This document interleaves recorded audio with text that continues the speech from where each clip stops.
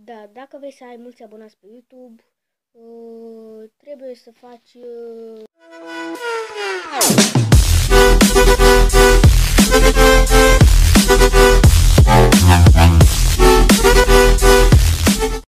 Deci, da, eu sunt Ștefan Vlog, da, deci eu sunt Ștefan Vlog și astăzi o să vă arăt ce trebuie să faci ca să ai mulți abonați pe YouTube. Deci, da,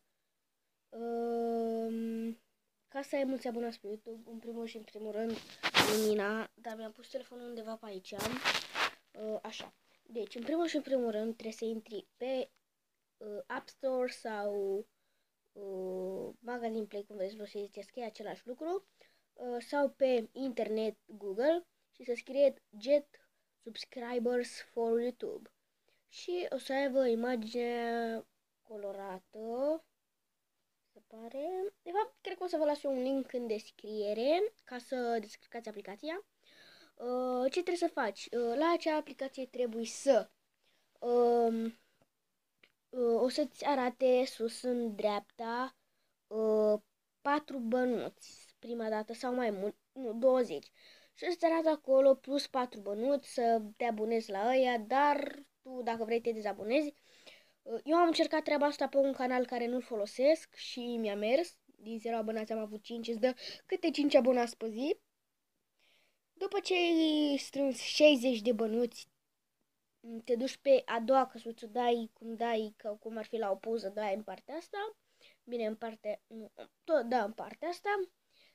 Și după ce ai scris 60 de bănuți, dai Get Subscribers acolo, 5 și dai acolo. Și aștept să se încarce chestia aia și ai să dai jos, după ce se încarcă chestia aia, acolo ceva. Jos ai ceva acolo care să nu să bifezi, să dai în partea aia. Cum ar fi că bifezi, dar nu bifezi așa, doar tragi o linie, așa.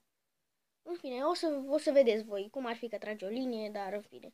Și până se încarcă aia, cum ar fi că eu am făcut asta azi, dar nu am făcut-o pentru că eu nu strișor ca alții. Te duci pe canalul tău, cum ar fi eu mi-am făcut azi, mă duc mâine pe canalul meu Ștefan's Vlog și mi-apare acolo cam, eu dacă am acum 3 abonați,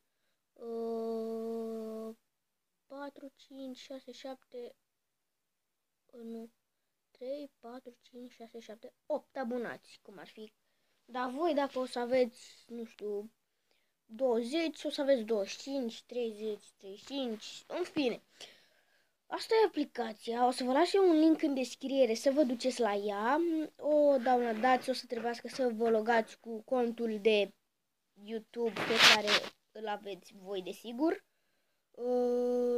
De mâine începem daily vloguri, da, daily vloguri de la 3 abonați, în fine, dar nu cred că trebuie să o faci de la, cum ar fi 100 de abonați, să sperăm că o să ajung acolo, Doamne.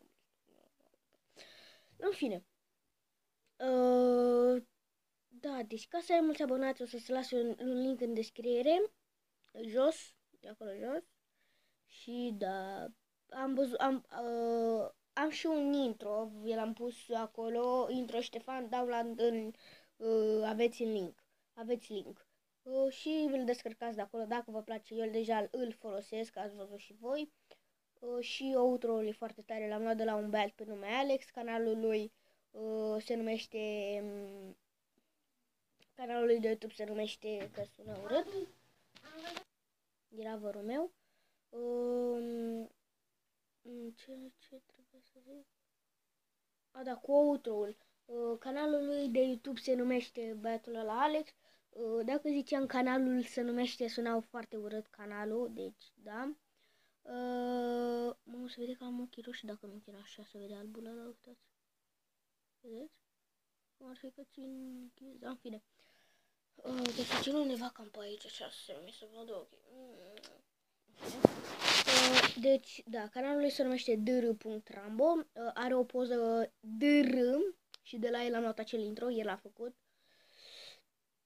E prietenul meu, deci da, dacă v-am ajutat cu ceva, dacă nu v-am ajutat cu ceva, lăsați în comentarii și o să vă explic în video următor.